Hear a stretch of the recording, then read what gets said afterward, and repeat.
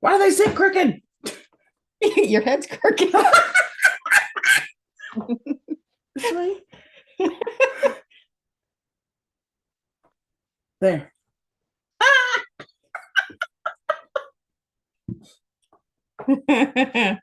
I Am I supposed to kiss you now?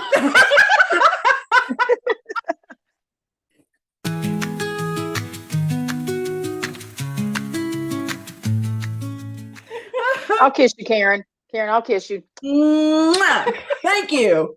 You're welcome. That tattoo would have been funny. Yeah, it would. I've got. Can you? Yeah. It's a little four-leaf clover. Oh, I see it now. Yeah. I bought the a white part of it, or whatever that is, doesn't show up real good. Yeah, I bought a pack of temporary tattoos, and one of them says, "Kiss me, I'm Irish-ish." Okay. Anyway, happy St. Patrick's Day, and welcome to Sister Sharpens Sister. My name is Karen, and this beside of me is Shalon. And on the separate screen, you will see Delina, or Dee Dee, as she is affectionately known by us, and a lot of people around her. Today, our topic has nothing to do with St. Patrick's Day. I just saw this at Walmart yesterday and got really excited, and it was only $5, so I got it. We are talking about survival. The experts, the extremes that people will go to in order to live, and the physiological and psychological aspect of what happens to us if we're starving. Right? And maybe this will give me insight into my teenage, preteen children, because they're always starving. Now, this all came about because of a bad joke that I made last week. Yeah. Because we've talked about people food, and then people food, and more people food, and then additives in people food, and then we talked about pet food. And I said, well, we could talk about the Donner Party since we've been talking about food. And Shalon said, stop it. But that brought up the subject of survival and the extremes that people will go to in order to live. The main question that came to my mind anyway was, where do survival experts even come from? And there's really no good answer to that question. There is no school where you can get a certificate or a diploma or a master's degree in the art of survival. There are survival schools, people that will teach you how to survive in the wild, in case of social unrest, or if the grid goes down, things of that nature. But there's no formal training. The most formal training that I could find was on a blog post, and it was this guy who said that survival training starts in the Scouts. Yeah, like Boy Scouts and Girl Scouts. Yes. Yeah, the military will teach you how to survive too. Well, yeah, but you know, your first into it would be the Scouts. Yes. You know, Cub Scouts is what, like first grade or something. It's really young, like 5 years old or something. Yeah. And you learn how to tie knots and find good water and make a fire and build a shelter, and you learn all these things, and you get the badges to put on your vest, right? Yeah. I know very, very few kids who go all the way through to get, I knew it until I started talking about it, Eagle Scout. Yeah. I know one of all the time that Arnie and I have been together, and he has been a youth counselor at the church. One student carried through all the way to his senior year and got Eagle Scout. I know one who was very close to being Eagle Scout and stopped. I mean, like right at the threshold. And he's sitting in there. Uh-oh.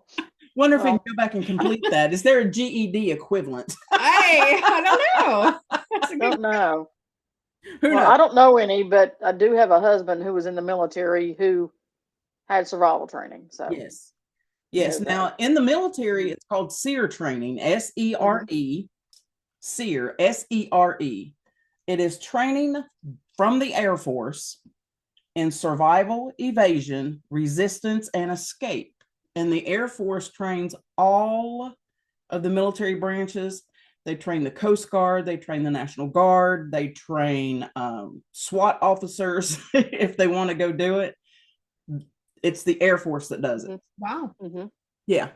When our two boys were deployed overseas, they had to go through SEER training. Well, yeah. And they said that is some of the roughest, toughest training that they ever had. So I can't even. But whenever you hear survival expert, do you have somebody that pops to mind? No. Dee Dee? Don't say your husband. He don't count. Well, that's the first one that pops to my mind because I have no doubt he could do it. Yeah. Bear Grylls, I think that's his name, as far as on television and the shows and stuff. Yeah, Bear Grylls. He's the first one that comes to mind. Yeah. He has a really impressive wiki page. And if you're ever curious about how he got started and what his life and career have looked like, then I suggest you go do it, because he's written several books, some of them even for children. He's written a couple of books that are devotionals. He is Christian. And, he talks about knowing these skills. He says these are life skills that everybody should know. Everybody should know how to start a fire. Yep. Our mother and our father both grew up in homes that didn't start out having electricity. Or homesteads. Yeah, they were homesteads. Yes. Homestead. Mm-hmm. Yeah. No electricity. You had fire for heat and cooking, and you had an outhouse for the bathroom, and you had a garden, and you had animals, and the homesteading that people fantasize, or what you romanticize and see on the social media posts, and right, where you have this pretty little bake stand on the front of your house. Exactly. And all this stuff. No. That's not homesteading. That is not homesteading. That's like a business. That's like, how would you say? Like glamping. Glamping. Yeah, I was going. Yeah. Glamping, yeah. How would you call it with homesteading? I don't know. Yeah. It would be like that, yeah. Yeah. But being able to build a fire and hunt for your food is something that they were both familiar with, just simply because that's the only way they knew how to live. But yeah. Yes. So survival experts, again, no formal schooling for it, and I mean, except for SEER training. Mm-hmm. Not everybody can do SEER training. No formal training for like some Joe Schmo off the street. Right. Yeah. No formal training for civilians. Civilians. There you go. There you go. There's because even SWAT officers, in my opinion, are not considered civilians.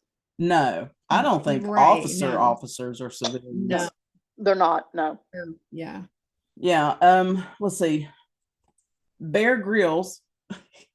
That's his name. So happens to be he was born in Ireland. Oh. But grew up in England from the age of 7. Huh. There's a guy by the name of Ray Mears, Mears.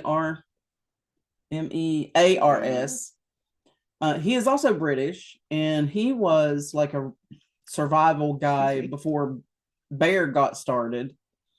There was also a guy by the name of Ed Stafford, who I believe was also British. I don't know why. I've heard of him before.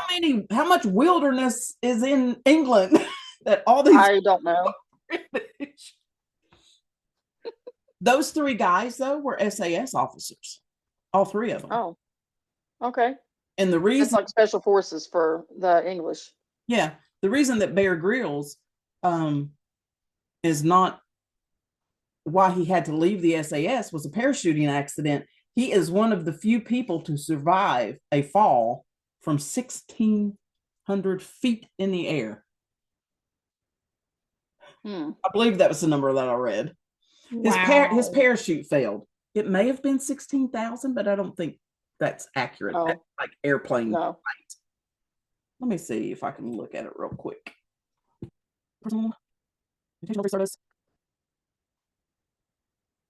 The result of a free fall parachuting accident in Kenya in 1996, 16,000 feet. That's what it says. Wow. Is where his parachute failed. Dang. And his fall is one of the highest ever to be survived without a functional parachute. He fractured 3 vertebrae, and he's got a lot of honorary titles in the different branches of service over in England. At 23, he was among the all-time youngest people to have achieved the feat of making the summit of Mount Everest. So he climbed Everest. 18 months after breaking the vertebrae. Yeah. Oh, well, Yeah. I mean, that is So he was on not Everest. one of the tallest, the tallest. Yeah. Well, it listed some other mountain that he climbed, and I thought it was Oh, okay. the other one, but apparently it was Everest. This man does not have an off button. But that's okay, because he has turned his ability to survive into a very lucrative profession. Dwayne Fields is another guy that's into survival. He's actually a black guy, and you don't see a lot of black guys going out in the woods, not voluntarily anyway.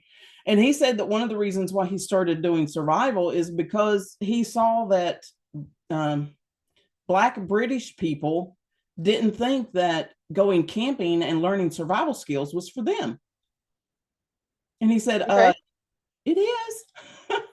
So he Yeah. actually has a show getting ready to come out on National Geographic called The 7 Toughest Days on Earth. The first episode is March the 19th, which is this week. Hey, Oh. that's a nice plug. So now, what is a survival expert? Definition. Definition is someone with extensive knowledge and practical skills in surviving in challenging or dangerous environments. That includes things like learning first aid, shelter building, fire starting, foraging, and water purification. And it's now become a social movement. It is something that a lot of different production companies and television stations, are they still called stations now that everybody streams? Sure. Why not? Okay, sure. That's what I know them as. That's what I'm gonna call it. TV stations are making a lot of money on it because it's now this social movement of people who proactively prepare for emergencies like natural disasters and social disruption and all that kind of crap. For the end of the world. Right. Now, in 2023, studyfind.org, and I will provide a link to this, did a survey that estimates 12% of the American population will be off-grid by 2035. And that's voluntarily off-grid. That's voluntarily off-grid, and off-grid is, I wrote down the definition, and it's like this long. A lifestyle characterized by self-sufficiency, where individuals disconnect from public utilities like electricity, water, and sewer, and rely instead on renewable energy sources, rainwater harvesting, and sustainable waste management practices. Food is often obtained by hunting, fishing, and gardening, as well as foraging. Now, there is a blog called Sunny Simple Living, who says that it is a slower lifestyle, although there's more physical labor involved. Plus, you're away from radio and cell towers. You're away from 3G, 4G, 5G, etc. G, whatever else is coming down the pipeline. And a lot of people believe that those different types of radio waves and microwaves contribute to physical, emotional, and mental disabilities. Anyway, the ones that I watch, the big one that I watch is one called Alone, and it is on the History Channel, Hulu, Discovery Plus, and there are 12 seasons on Netflix, 11 American seasons and 1 Australian season on Netflix. And this is from the wiki. Alone is an American survival competition series that follows the daily lives of 10 competitors as they survive alone in the wilderness for as long as possible. Underline that because that's important. As long as possible, using a limited amount of survival equipment. They are given a list of 40 items. Is this the one that I watched with you a little bit? Mm-hmm. Okay. You get a list of 40 items, and you can bring 10. You also get to bring, without it counting towards your 10, first aid kit, like a toothbrush, a small thing of toothpaste, soap. No, you don't get to take soap. You don't get to take a washcloth. Not a razor unless you want it to count towards your This 10 is things. your washcloth. Right. Yes, exactly. And they have recorded in a range of remote locations that include Vancouver Island, British Columbia, Argentina, Patagonia. That was an interesting one. Yeah. Northern Mongolia. Wow. And the Northwest Territories. They were almost in the Arctic Circle on that one. The winners of this show received $500,000 US. They did have one season where they were paired up. I think that was season 6, maybe. I don't remember. But one season they were in pairs, and the grand prize was $1 million. So still, each participant wins $500,000. Yeah. The participants can voluntarily leave at any time. And I will tell you, I have watched episodes that have people that do not last the first night. Wow. Yeah. Okay. They don't last the first night. And that's called tapping out. Or they can be pulled from the competition because they do weekly medical checks where they check your temperature, your blood pressure, your weight. They ask you how you're sleeping, if you started having thoughts of hurting yourself, if you're finding water, have you been able to find food. But if the participant loses a certain percentage of their body weight, and I can't remember what it is, what that percentage is, they will medically tap you and they will pull you from the competition. People have also been pulled out for parasites. People have been pulled out for constipation, like not being able to go number 2 for 2 weeks. Yeah. I don't see how that's possible when, like, okay. Yeah. Cuts. Like infections and stuff. Yeah. Yeah. This one guy was using a hand axe to cut down a tree, and he lost his grip. Oh. It went across his shin and cut to the bone. Yeah. Ooh. He wrapped it up. It wouldn't stop bleeding. So he called them to come out and take a look. And if you call them to come to you, you are tapping out. Yeah. You cannot call for help. Mm-hmm. So, but they were like, yeah, it's a good thing you called because this is to the bone. And once you have gotten down through that layer that's over top of the bone, you run the risk of getting something called osteomyelitis, which is infection of the bone and the muscle tissue. And that can lead to having to have parts cut off. Yeah. You don't want that. The participants film themselves. There's no camera crew. Mm-hmm. So they are given battery packs, and it's this entire trunk that is almost the size of my desk that I'm sitting at, that they have to lug around. Once they get it off the boat and set it, or they set you down with the helicopter, wherever they're dropping you off at, you're the one that has to haul all this stuff from the drop-off site to where it is you're going to make camp. Fun. Yeah. But you get trail cams that they are tapped into so they can watch just to make sure that you're okay.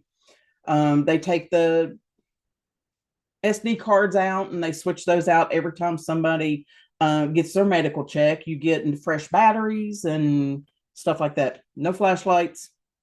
If you want to start a fire, you either have to, as one of your 10 items, bring a fire starter, or you have to know how to start a fire by rubbing 2 sticks together. Some locations have specific rules for hunting and fishing based on if there are local indigenous populations that have restrictions on what can be hunted. Like in some of the locations that they've done in Canada and Alaska, only native peoples are allowed to hunt seal. Yes. So the participants of the show, even though there was one sitting right beside of them, they could not kill it and eat it. Mm-mm.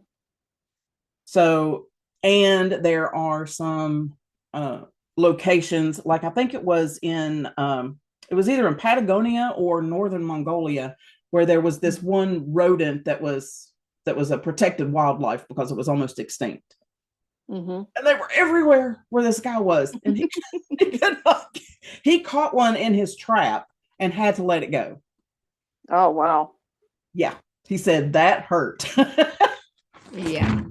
I can imagine that it did. Look, I'm on the microphone again. Okay. The longest, now when I said they have to stay out there for as long as possible, right? That's how you win. You're basically the last man standing. Or woman. Mm-hmm. Roland Walker is the man that has lasted the longest, surviving through a 100-day challenge. He lasted all 100 days, and he won $1 million for that. So How about that? essentially, this could go on for a long time, or is there a cutoff? No, it could 100 days? Oh, wow. Yeah. The woman who lasted the longest survived she did season 1 of a spinoff show called Alone Frozen. They were in the Arctic Circle. Mm-hmm. She lasted 50 days. That was the minimum before they would declare a winner. Because if she had tapped out before day 50, nobody would have been the winner. Mm. She lasted 18 days by herself. Because the second place person, who wins no money, by the way, second place is the first place loser. You get nothing. She tapped out on day 38. So is that 18 days? No, it's 12 days, right? To make 50 days? 12 days. Yeah. Yeah. 12 days. Okay. I mean, I just think that's amazing. Yeah. She also, in season 6, was the first place loser, meaning she was in second place. She lasted a total of 23 days on that one. And she has an all-time total between all of her seasons of 73 days of being What is her name? Right. I can't pronounce her name. Juania? Juania? This is French, I think. Theobald? Yeah. I'll put it up on the screen. And I'm so sorry. Yeah, that's like for my story. Like, I'm not going to be able to pronounce these names. Like, Mrs. Winner. Yes. I cannot pronounce your name. Another one is called, this is one that Dee Dee has watched, I think, called Life Below Zero. Mm-hmm. Okay. It's a documentary TV series that illustrates the daily and seasonal activities of subsistence hunters as they make their living in remote areas of Alaska. Ironic as crap that it is produced by BBC. British Broadcasting Company. Yeah, I know what the BBC is. Right? I know what that is. Anyway, each episode pays on average of $2,000 to $4,500 US to each actor per episode that they appear on. Some sources call it a reality TV series because they're getting paid. Yeah, that's what it sounds like. Yeah, I can see that. Yeah. Another show based in Alaska is called Alaska: The Last Frontier, and another one is called Alaskan Bush People. Mm-hmm. Now, one of the main characters on this show, Life Below Zero, is a lady by the name of Sue Aikens. Yes, I love Sue. She is a 61-year-old woman who is the sole resident of the Kavik River Camp in northern Alaska. That camp is located directly adjacent to the Kavik River, which is 197 miles north of the Arctic Circle. Yes. Wow. She has said before that she is Santa's neighbor. I believe it. Yeah. I believe it. Wow. Now, She also operates, her camp provides fuel for airplanes and helicopters that come in. yeah, she's a She refueling has to keep, station. Okay. yes, she Yeah. has to keep that operational because she owns the equipment and everything all at the camp, but the grounds are actually owned by the United States government. And she has to keep that active, and it has to be profitable, or she has to leave because it's basically a lease that she's got for that. But she did buy a piece of her own land with a cabin and everything on it from when she retires from that. So she does have her own place. Yeah. But yeah, so I've got 2 different years in which this next incident happened. I have seen 2007 and I have seen 2013. That neither year, it doesn't matter to me, negates what this woman has gone through. But she survived a brutal grizzly bear attack. yes, she did. She was siphoning water from the river to have before the before the river froze over completely. And in order to do that, she was using a pump and a hose. And in order to get the nozzle of the hose into the river, she had to set her rifle down. Now, she said in some different interviews that this juvenile grizzly bear, keep that in mind, he's juvenile, had been making a play for her territory. So she was, she was keeping an eye out for him. She had her head on a swivel, right?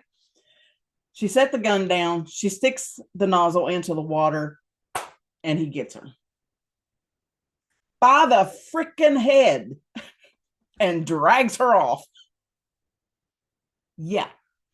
She said she went back. She said her first instinct was to play dead. And that's what she did. That's what kept her alive, is that she played dead. He mauled on her a little bit. He bit her arms. He dislocated both of her hips. Dislocated. This woman, when the bear got tired of playing with her, left her laying and went down to the river. She said she heard him jump into the water. She took her gun holster that had her 50 caliber gun in it, cinched her hips together, and went and killed this freaking bear. Guys. Right? I've got chills just thinking about what this woman went through. Now, here's the thing. Was it the cold that she was laying in that kept her from feeling the pain, or was it the fact that she was so pissed off? I'm going to go for the shock. Well, I'm going to go for the pissed off part because I watched Life Below Zero. I've seen many episodes of it. She's probably my favorite person to watch. She's very feisty. Yes, wow. She is. She's a survivor for sure. So after she kills the bear, she drags herself to her cabin, stitches her own wounds together on her skull and her arms, and says that for the next 10 days, she pretty much lays there half dead. The only reason that she was found is that there were troopers patrolling the area on the river, saw her gear, and could not find her. And that's when they went to the cabin and found her. They found the dead bear. They life flighted her out, and she spent 2 weeks in the hospital and went straight back to work. She went straight back to her cabin. She went back after being attacked like that. She went back. And it's not really a cabin. It's more like a trailer, but she calls it the Twinkie. The Twinkie. Because it's yellow. Is it yellow? Okay. Yeah. Yeah. But yeah, I mean, that's wow. Yeah, no kidding. That meme that went around that says, I want to be strong like... I don't want to be strong like man who look pretty. I want to be strong like bitch that fight bears in the forest. Yeah. Oh, wow. She's a bear killer. She is. Wow. She is one strong woman. Okay. Anyway, that's what I've got. My whole point was that survival has gone from just the typical way of living early 19th century and before to now being pay to watch people suffer. People are making money off of it. Yeah. Suffer. Oh, another one, survival, that you will see survival experts on, is one called Naked and Afraid. These people are naked, dropped off in different locations, and I know it is like really weird. Why? But I love watching this show. And they get one item. They can bring one item with them. Yeah. I would bring a onesie. So I could cover myself up. That's so funny. But anyway, those are the 3 shows that I watch is Alone, Naked and Afraid, and occasionally Life Below Zero. I do find that one a little hard to get into, but like Dee Dee, I like Sue. Yeah. Yeah, she's my hero. I have the only one I've ever seen is Alone. Yeah. And I like watching them. I know that I could not do this. Even if I weren't diabetic, arthritis and all the other things that I've got wrong with me physically, I know that I would not be able to do this. I know it for a fact. Why? Because I think you're full of it. I think if you had your medicine, you could live. You could survive. Maybe. I will tell you on Naked and Afraid, they will do what's called a fan challenge. On Naked and Afraid, you live with another person. It's usually one man and one woman. And yes, you're naked. And every article that I have ever read says, no, you don't think about sex because you're tired, you're hungry, and you both stink to high heaven. Nobody's interested, which makes sense to me. Anyway, they do something called a fan challenge. And they will let a fan come and be with somebody that's more experienced, that's been on the show before, and see how long they last. Yeah. Okay. I mean, it's interesting. Dee Dee likes Life Below Zero. I feel sure that you would like Alone, Dee Dee. And you may like Naked and Afraid. I don't know. I mean, I don't know. Yeah, maybe. I don't know. I definitely like Life Below Zero. But listen, Naked and Afraid is extreme to the extreme. Yeah, I mean, Life Below Zero is extreme living when you compare it to what we do, but they do have chainsaws they use and all kinds of other stuff. It's not like they're dropped off in the middle of nowhere wearing nothing with one tool. It's not that kind of survival. Right, yeah. And as far as doing that, I believe I could do it. What? And the thing is that if Life Below Zero? Life Below Zero. Oh, yeah. Now that I could do that. Be anything more than the way we grew up the first half of our lives. Okay, let's see what Dee Dee has for us. Dee Dee, what you got? Okay. Well, what's that? What happens when we start? What's happening with my children when they tell me they're starving? Well, okay. I'm gonna take this off. We're getting into serious stuff now. Okay. Well, first of all, starving is suffering or dying from hunger.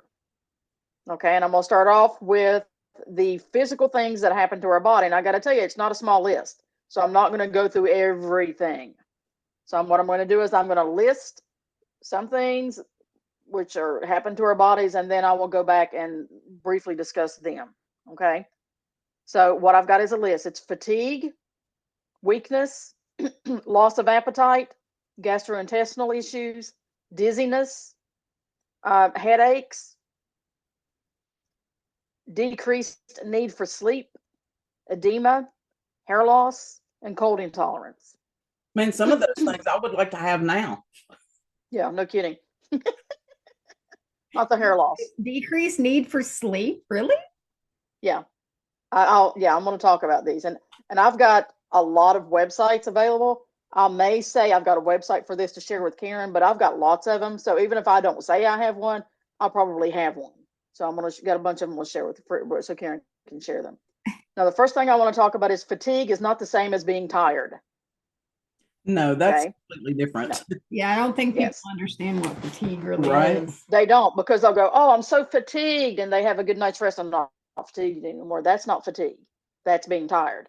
Fatigue is a persistent and debilitating state of extreme exhaustion that can impact daily activity and does not go away with simply getting some rest. Okay. Mm-hmm. Now, of course, all of this happens to us because our bodies are not getting the right amount of nutrition and or the proper nutrition. Okay. Because if you are not eating right, you can go through some of this stuff. Okay. And if you are experiencing fatigue or anything like that, one of the big reasons for it is like iron deficient anemia. So, and I mentioned iron deficient anemia specifically causing fatigue because I've experienced that. And I promise you, you're not going to be able to get up and do anything if it's bad enough. The next one here, I have weakness. So if you're not eating properly, you're not giving your body the proper energy that it needs, the proper fuel. So you're going to be weak. And if you starve long enough, your body will eventually start eating its own muscle, which will make you weak as well. So that's what's happening there. So loss of appetite. And I know this is, and I forget the name of the hunger hormone. Ghrelin, yeah. Yeah, that's it. And you may think, oh, well, because that's decreased, but it's not. It actually increases. But the loss of appetite and starving can lead to things like stress and anxiety and depression, and any one of those or a combination of those can cause a loss of appetite. And this next one I'm talking about may also be the reason for a loss of appetite. It's gastrointestinal issues, slowed motility, constipation, diarrhea, atrophy of the gut. Now, slowed motility or gastroparesis is a condition where the muscles in your gastrointestinal system don't work properly, so it doesn't move the food through properly for digestion, and the food may not be completely exiting your stomach. So that may be a reason for having a loss of appetite because there's stuff left in your stomach. Your stomach's not empty. Just So, as a side note, if you are a diabetic, your high blood sugar levels can affect the nerves in your stomach and give you something called diabetic gastroparesis. Yes. Which is awful. Yes. I've not experienced it, but I've read about it. Dizziness. If you're not eating right, you could get dizzy. I mean, it's if you're starving, you could get dizzy, and one of the reasons could be from hypoglycemia. Okay. You could have headaches, and Karen can vouch for it just like I can. If you have hypoglycemia, you could very well be having headaches because of it. And it could be any number of other reasons as to why you have headaches, because your brain is not getting proper nourishment. Right. Yeah. You got to think about your sodium and potassium levels and things like that. Yes. As well. Yes. Exactly. Yeah. Yeah. Yes. When your blood sugar tanks, so does everything. Yes. Absolutely. And I made a little note here about hypoglycemia because hypoglycemia in and of itself can cause shakiness, confusion, hallucinations, seizures, loss of consciousness, and potentially even permanent brain damage if it's prolonged. So hypoglycemia in and of itself can be very dangerous. So you add that to everything else, and you're in really bad shape. Decreased need for sleep. Starvation will cause problems with your brain, which will interrupt your sleep process. The chemicals in your brain will be changing. And if you think about it a little bit, your body is trying to survive, so it's probably going to keep you awake to give you more time to search for food. Now, edema, but starvation will lead to things like a loss of protein and fluid balance in the body, which can cause edema. Hair loss. When you are starving, our bodies are very efficient machines. So if you're starving, it's going to start pulling energy away from stuff that you do not need to survive. And you don't need hair to survive. Correct. Yeah. It's going to start putting that energy to keeping your brain working, to keeping your heart pumping and your kidneys working. Hormone levels are going to go crazy too, which also contributes to that. Yes. Yes. Cold intolerance. The body needs to burn a certain number of calories in order to create heat and maintain a healthy, comfortable body temperature. Calorie restriction can lead to lower core body temperature. So, and I also looked up and found a place where it talks about the phases of starvation. And the phase 1 is like short-term starvation. This is something that you will experience if you skip a meal. You will experience if you fast for weight loss or if you fast for faith reasons. Okay. In this stage, your body will burn glycogen, stored glucose, and that is stored in your skeletal muscles and your liver. Now, this is beyond 12 hours without eating, right? Well, this is actually during the first 24 hours is when this stage starts, or this phase starts. It starts within the first 24 hours. So if you go 24 hours and don't eat, your body's going to start pulling the glycogen out and using that. Right. When it starts depends on how fast your metabolism is. Yeah, this is not exact for every person, because everything that I'm stating here varies person to person. So this is, although it is an exact science, people are different. So, and generally speaking, on the average, the glycogen will be gone within the first 24 hours. And that's when your body's going to turn on everything else and start burning fat. And then it's going to start burning muscle, and it's going to start burning bone. Okay. Now phase 2, which is the prolonged starvation, you're going to be burning fat, but then it's eventually going to start burning muscle. And this is when your brain is going to start using ketones produced from the fat for fuel. Then phase 3, of course, is severe starvation, and it's going to start burning. It's going to start eating your bones. Wow. Not that it hasn't already been eating your bone a little bit, because your bone's got nutrients in it and minerals and stuff in it that it needs to survive. Yeah, I was just getting ready to say it's going to start demineralizing your bones before it starts like using bone marrow for fuel. Yes, but so although they've got these 3 phases and they break them down into short-term starvation, prolonged starvation, and severe starvation, your body's going to pull the nutrients it needs from itself if you don't give it the proper nutrients. And this is not just for somebody who's starving. If you're malnourished, it's going to do the same thing. Now, something I think probably most people know, but I thought it might be interesting to say it, is that the brain is the organ in our body that burns the most calories. In the average adult human, the brain only counts for about 2% of the body's weight, but it utilizes the most calories, and the brain burns somewhere around 400 to 500 calories a day. This is also why a person who is diagnosed with cerebral palsy will be very slim. Yep.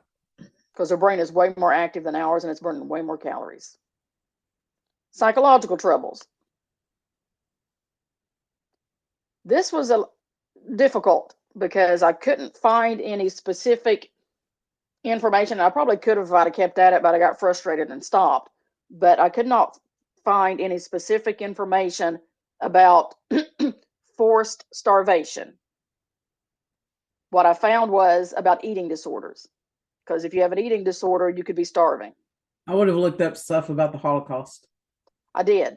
For that. And I have some information about that, but that is not strictly forced starvation, because they had people tormenting them day in, day out. So the psychological effects of that is not just going to be from starving. Yeah, right. Compounded. Yeah, okay. Right. Yes. So I did, and I have a website, but I was like, you know what, that's going to be a little different than someone who is, I don't know, their airplane crashed on an island and they have to survive on the island. You know, it's not the same thing. Now, restricted eating, malnourishment, and excess weight loss can lead to changes in our brain chemistry, resulting in like increased symptoms of depression and anxiety. Now, and I also found some information that talks about, says that facing hunger will be very stressful. And of course, the website I have here is Feeding America, and it talks specifically about children who may not know where their next meal is coming from. Mm-hmm. So it's very stressful information, and it can cause social isolation, because if they don't have enough money for food at home and the only meal they get is what they get at school, they're going to socially isolate themselves, because if their friends are going out to have pizza, they don't have the money to go out and get pizza.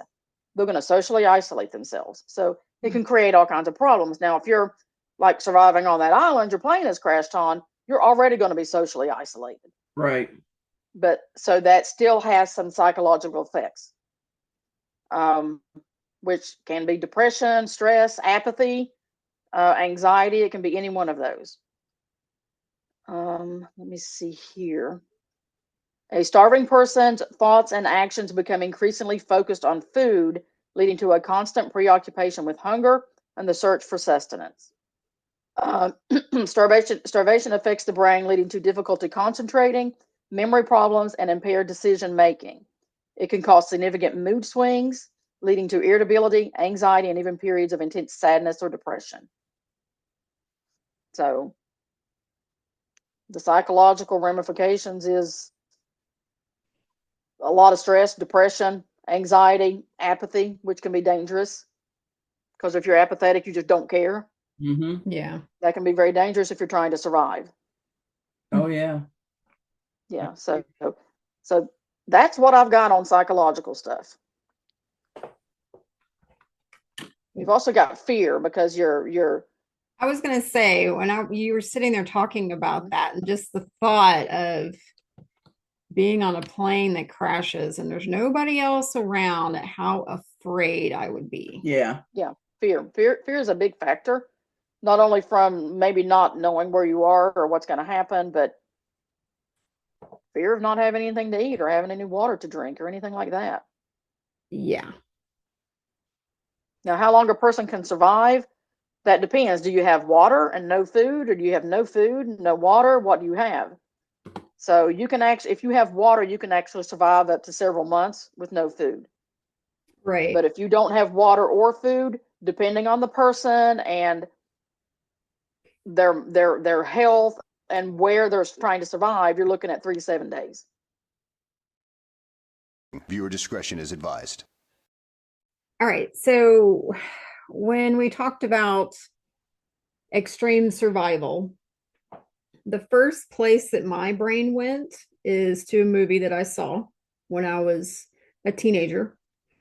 And the movie was called Alive. And it was about a rugby team whose plane went down in the Andes Mountains and how they survived.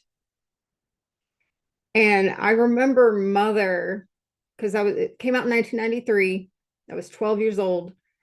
And Mother turned to me before the movie starts and she says, "Now, Shalon, there's some things that happen in this movie that I want to talk to you about." And I looked at her and I said, "I know they eat people." And she was like, "Oh, okay."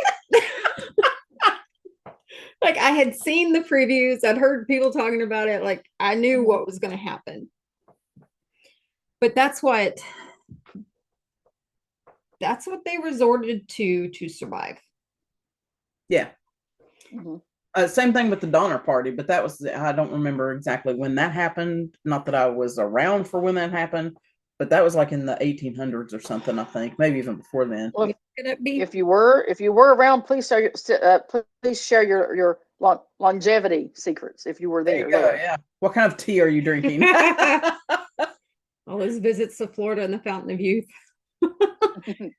All right. So in October 1972, a Uruguayan Air Force Flight 571 was chartered by a rugby team and their families and friends so that they could go play a match somewhere else. Do you know how many people were on the plane? Oh, I'm sure it says it in here. So it's 45 people total. Now, when I was reading through this, all right, let me say this. The wiki page and the movie Alive are very much together. Oh, are they? Yes. Okay. Yeah. So if you watch the movie Alive, it's a good documentary of what happened. There are some little details that they didn't include in the movie, but I understand why they didn't include it. And maybe they didn't include this in the movie to begin with, but no, I should have watched it before doing this, but I didn't think about that. They said that this happened because of pilot error. Uh-oh. Yeah. All right. It was carrying 45 passengers and crew. 3 crew members and 9 passengers died immediately upon the crash happening. I was just getting ready to ask, pilot error, did he survive? Apparently not. Did they eat him first? No. Well, I don't know. One pilot who was training the other pilot who was inexperienced with flying over the Andes Mountains, he died on impact. The other ones died the next day. Okay. Now, the Andes Mountains are where? South America. And they have what kind of climate? It's a range. It's a mountain range. So you have green at the bottom and snow at the top. Okay. Now, let me get through this here because it talks about how high they were, how high they thought they were, but how high they actually were. Okay, the aircraft departed from the airport on October 12th, 1972. And, all right, the crash. It says something about the weather affecting the flight adversely. Right, which is why they delayed it. Oh, so the flight was delayed. Yeah. Okay. And it took off the next day. Ah, okay. So the 13th. Okay. One of the pilots which I already mentioned, was training the co-pilot because they hadn't flown over the Andes Mountains that much. Now, they did nickname the plane that they were flying the lead sled. Oh. Because it was considered underpowered. Due to cloud cover, the pilots were flying under instrument meteorological conditions at an altitude of 18,000 feet. At 3:21 p.m., shortly after crossing the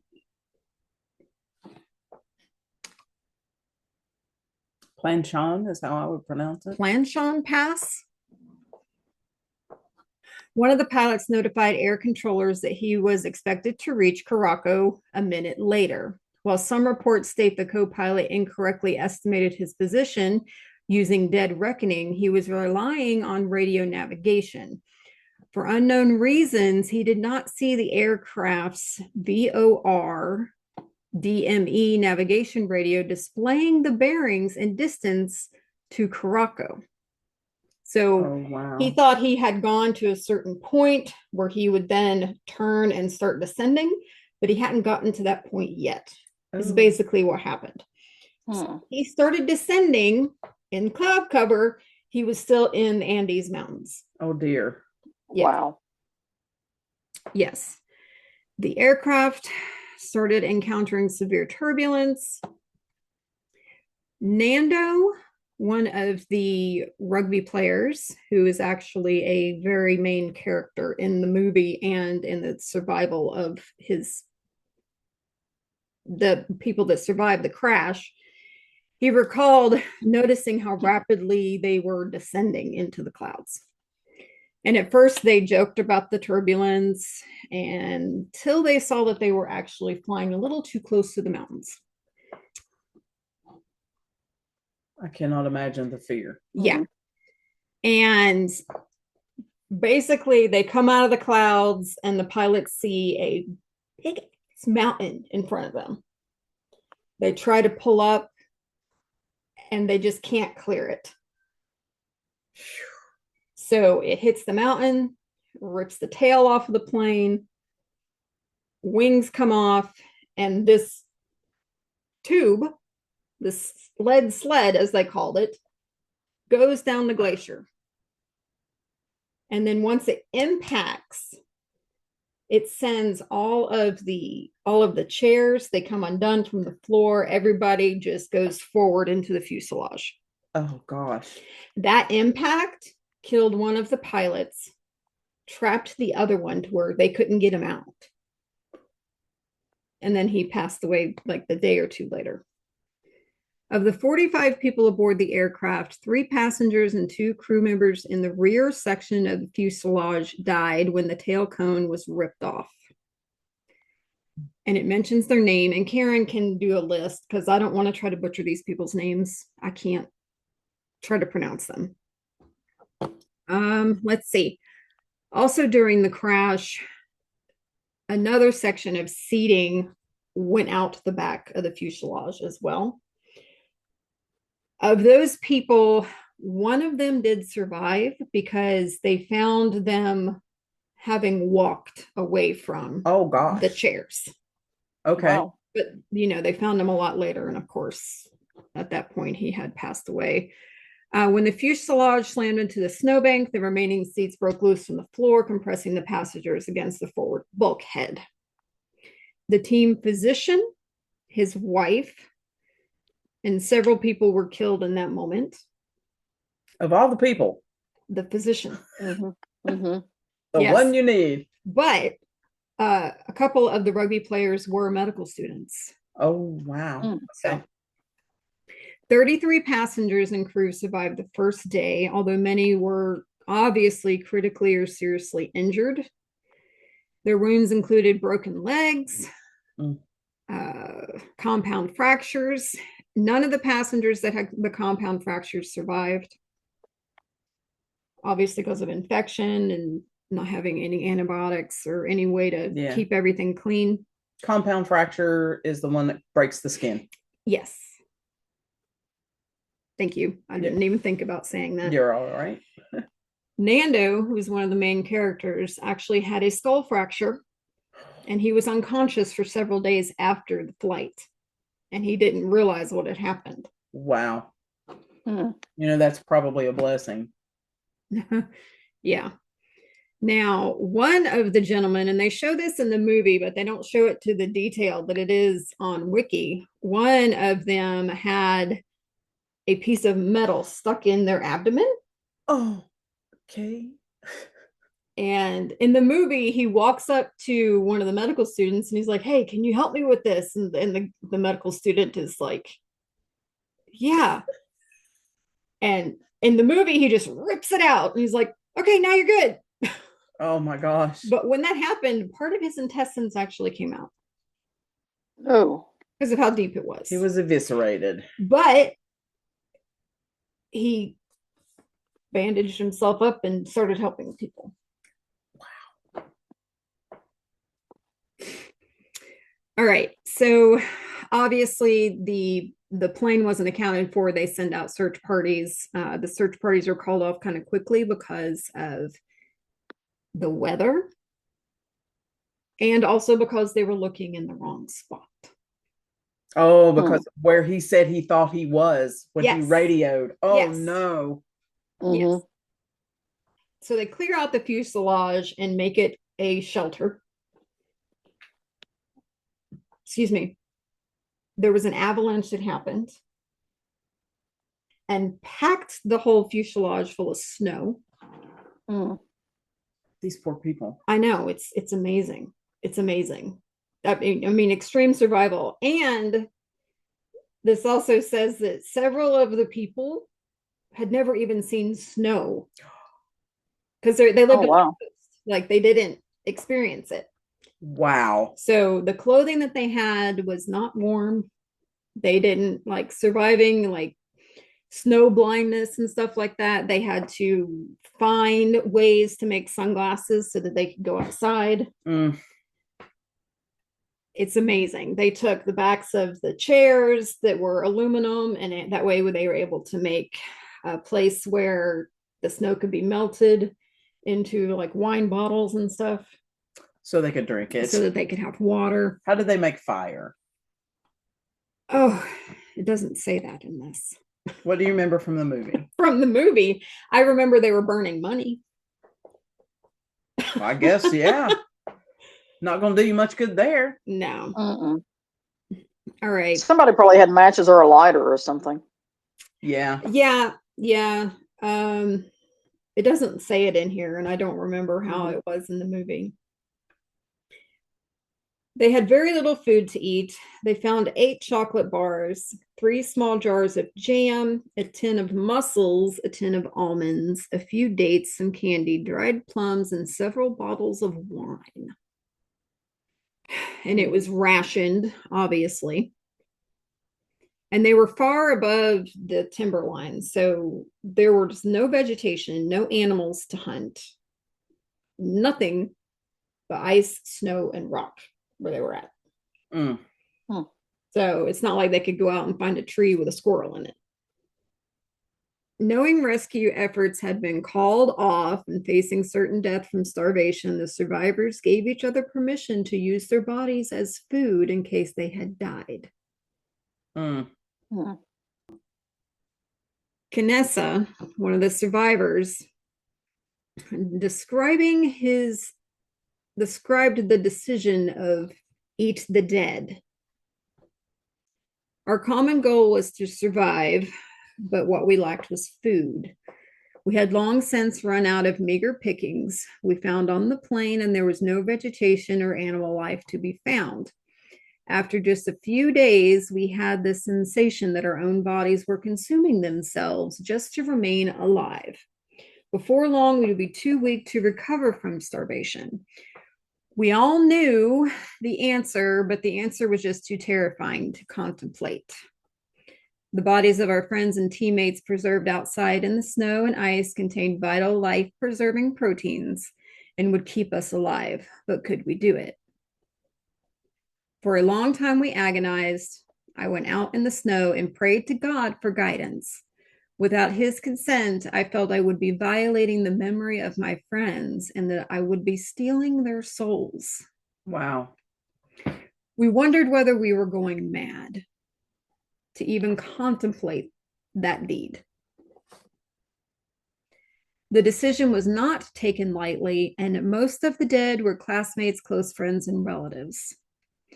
Canessa cut the meat with a shard of broken windshield glass and set the example by swallowing the first matchstick-sized clump of human flesh. Several others followed suit, and over the next few days, several others were refusing to eat. In his memoir, Miracle in the Andes, 72 days on the mountain in my long trek home, 72 days. 72 days? Parado wrote about his decision. At high altitude, the body's caloric needs is astronomical. Oh gosh, that is something I had never crossed my mind. Yeah. Yeah. Yeah. So you're low on oxygen. Your body's needing to burn more calories because of that, trying to even breathe. Yeah. The cold too. Your body burns more calories when it's cold. Exactly. It's trying to stay warm. We were seriously starving with no hope of finding food, but our hunger soon grew so voracious that we searched anyway. Again and again, we scoured the fuselage and searched for crumbs and morsels. We ate strips of torn leather from the luggage. We knew the chemicals they had been treated with would make us do more harm than good. We ripped out seat cushions, hoping to find straw, but only found an inedible upholstery foam. Again and again, I came to the same conclusion. Unless we wanted to eat the clothes we were wearing, there was nothing we had to eat but aluminum, plastic, ice, and rock. Parado protected the bodies of his mother and his sister so they would not be eaten. They dried the meat from the bodies in the sun to make it easier to eat. At first, they were so disgusted by the experience that they would only eat the skin, the muscle, and the fat. But in the end, they also ate hearts, lungs, and even brains. All of the passengers were Roman Catholic. Some feared that human flesh would lead to eternal damnation. According to Reed, some survivors compared it to the Eucharist. Oh man, don't even go there. And some of them cited John 15:13, which says, "No man hath greater love than this, that he lay down his life for family and friends." All who survived the ordeal made the decision to eat human flesh, though not without serious reservations, which I can imagine. Yeah. Wow. Some of the people only ate the bare minimum to survive. And when it came to them actually being rescued, because, they found an old radio that was crammed between the seats, and they fashioned an antenna out of the wire from the plane, and they were able to get some radio stations and found out that everything had been called off. They weren't searching for them anymore. And so they do this in the movie. They kind of are like, "We heard great news on the radio. They've called off the search." And everybody was like, "Wait a second. Why is that great news?" And they said, "Well, that means we have to save ourselves. Like, we know this is what we have to do. We have to do this on our own." So they gave the people who were going to trek out of the mountains the most food, and they let them rest more than everybody else about the daily things to survive, like collecting the water and making sure that everything is closed around so they don't freeze to death. And 3 of the guys trekked out in search for people. So they went down the mountain. They did, but they couldn't survive because of exposure. So they had to go back. Right. They didn't have the clothes. Exactly. But they did find the tailpiece, which they scavenged things from, including comic books. Aw. And they found more chocolate and more wine, some liquor, cognac, I think it was. I mean, I'd have been all about the wine. Yeah. Listen, you're talking about the Eucharist and they're drinking wine. I mean, part of the Roman Catholic faith, I understand why they went that way. Yeah. Yeah, I do too. Yeah, because I mean, Jesus says, "This is my body." Yeah, he does. So, because they thought they were in one place, based on the ramblings of the pilot who survived that day or so after the crash, they decided to go in one direction. But when they got to the top of the mountain, all they could see was even more mountains. They knew they weren't where they were. Exactly. They ended up making a sleeping bag out of the material that they had found in the tail section. It was part of the insulation that covered the air conditioner of the plane, the waterproof insulation. So they made a big sleeping bag so that 3 of them could fit down in it so that they could stay overnight and not be killed by exposure. Because even though when it got to this summertime during the day, it was, because you're in the southern hemisphere, I know we said October, but when it got to summertime, during the day it was above freezing, but at night you were still getting like negative 20 degrees. Right. Here's an actual picture.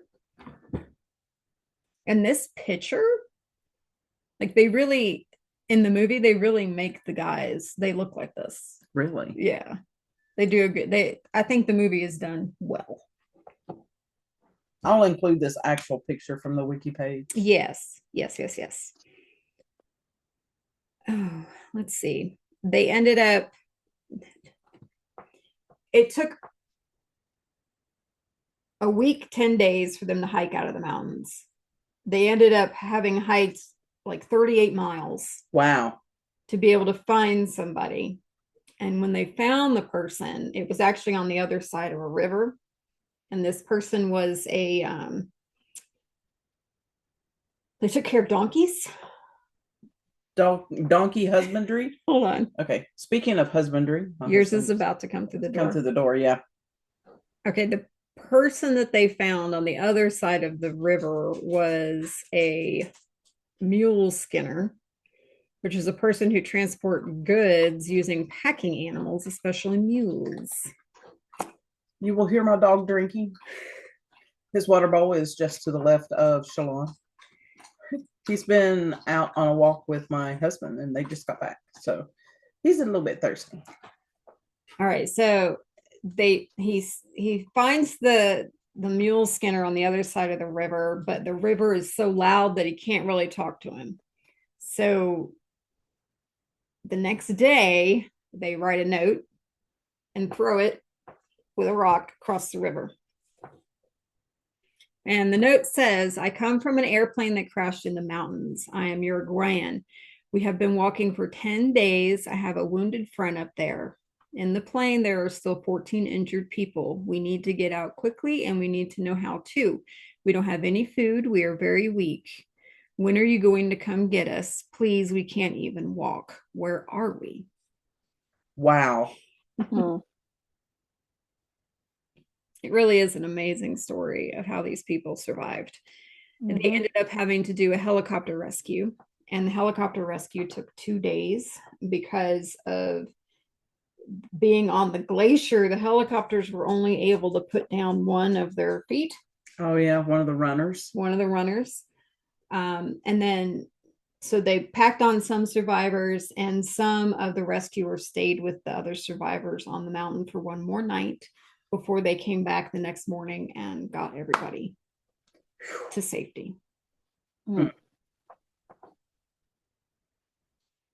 It is it's just amazing. And Wikipedia has an actual timeline of things that went on. Oh, wow. Day by day almost. It is interesting, and it has a list of survivors. And there is a monument on the area for those who didn't survive. And I actually found out that they actually take people up there now as like a thing you can do, like climbing Everest. What? Yeah. I say there are hundreds of dead bodies on Mount Everest that you see when you traverse it. Have you seen those? No. I've seen the videos where they'll pan over, and you see people that are frozen. Just there. They can't take them off the mountain. It's too much. There's been I watch too many cartoons. Stop it. No, seriously though, why can't they, like they did with Otzi the Iceman, why can't they excavate these people, put them on some kind of a sled, they're up on a mountain, and they're going downhill, not uphill. Everest, because of how high it is, you can't physically do that. They can't do it. I mean, I know that you have to like wear oxygen and stuff, and yeah. And somebody needs to invent a machine that will do it. It might also, I was going to say it would probably take some sort of machinery, and then to have that machinery actually be able to get up the mountain, because it's not really a trail that a machine can go on. Right. You'd have to have people pull it, and people are physically, I mean, even walking over each other to get to the top of this mountain. Yeah, I know you're tied together with your Sherpa, and no. I have no desire to do anything like that. No. But the most adventurous thing that I want to do is that I want to ride a burro down into the Grand Canyon. That's what I cannot do that. In order to do that, you cannot be afraid of heights. After reading about the ghosts of the Grand Canyon, I don't want to do that. I'll do it. So your opinion, I don't care to see it. Yeah. Your opinion of this movie. This is actually a movie that I like watching. Diddy, have you seen this movie? I've seen it. It's been a long time since I've seen it. I remember it being a good film. It's good script, good actors, good directing. It's a good film. See, I've not seen it. I'm not sure you can say you would enjoy the film, because it's a film kind of like Schindler's List. Okay. You don't really enjoy it, but there is good things that happen at the end. Right. Yeah. The 14 people that they do. Yeah, they do survive, and they get rescued and stuff. And like in Schindler's List, he did save a lot of people. And there is humor in the movie too, because they're all sitting around burning money, and they're like, "I'll pay for it if you go get a pizza." Like, they do put humor in it, and imagine it would. And there's a thing like like, "I'll give you permission to eat me." I mean, you got to laugh a little bit, yeah. I mean, come on. There is humor in it, and it is that story that I think that all humankind love is when we all come together to be able to triumph over something. Right. Yes, and they did. Well, if it ever comes push to shove, You can shove me down the mountain if I'm frozen on Everest, just roll me down like a log, or you may consume me. Oh my goodness. So there's that. Yeah. There was another story about, and this happened also in the 70s, 1971. And I read something about this lady not too long ago. Her name is Julianne. I apologize. Koepcke. Kopic? Yeah. She was the sole survivor of a plane crash that landed in the Amazon. Yeah. She was strapped into her seat when the plane exploded and fell 10,000 feet, and she survived in the jungle for 11 days on sweets from the plane wreckage. She used survival skills learned from her zoologist parents and was rescued by local forest workers and airlifted to a hospital at the age of 17. Cool. By herself. I remember talking after this movie that we would pack like dog food and cat food in our luggage if we flew somewhere. Well, you would have food. At the time, I was like, I would rather eat that than a human. I don't blame you. Yeah. I don't blame you. I would eat dog food over a person. Yeah, I would too. Alpo's not too bad. Crunchy and soft. Crunchy and soft.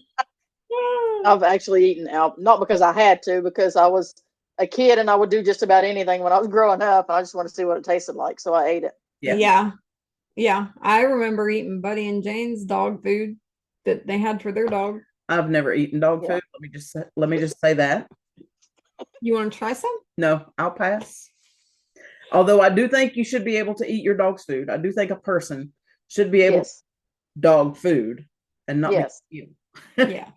Because their food should be made as the same quality as our food, although maybe not the same stuff. Yes. I agree.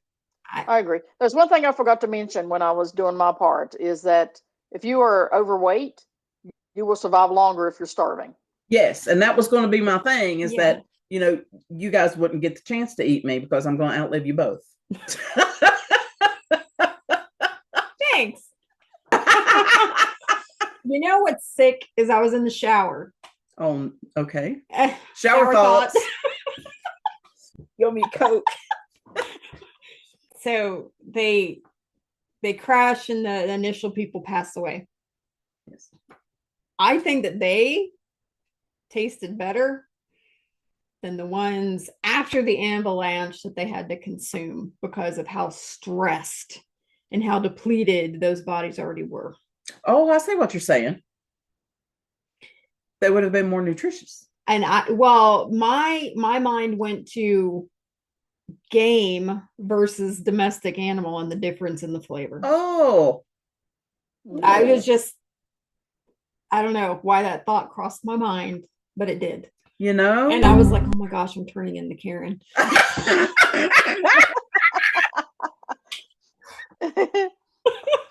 Like, I don't normally think like that, but where did this come from? Oh, I love it. Oh my gosh, that's so funny. When you're on Wiki, it does reference several memoirs the survivors have written. And there are several documentaries and feature films and podcasts that go over, and even theater that go over this story. Really? Mm-hmm. Oh. I think it's a good story. Like I said, I saw it in the theater when I was 12 years old. And if I see it on TV, it is one of those movies that I will watch it. Yeah, we've all got those movies, don't we? Mm-hmm. It comes on TV, you'll sit down and watch it, no matter how many times you've seen it. Yeah. Mm-hmm. Yeah. Okay, so I'm gonna have to look this up and watch it. Sure. Yeah. I'll let you know what I think. It's a good film. Dee Dee says it's a good film. It's a good film. Absolutely. Oh my goodness. But it does make you like, if you're going across something treacherous, to be like, maybe I should pack some sardines. Yeah. Sardines is the superfood, right? Right? Yep, it is. Yep. Next week we are dark. We're going to take that weekend off. And then when we come back and record on the 30th, Shalon has fun stuff for us to go over. I do. I have actually been compiling several things. Okay.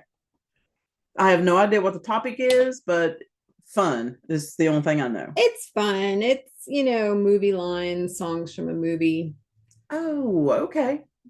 I like those. So far, that's where I'm at. So that's what we've got. What else? Got anything else to say? We encourage you to go watch and listen to all of our other shenanigans. Hi, Flynn. Hi, buddy. You want up on Mom's lap? Come on. Come on. Come on. Rejected. Is he being camera shy?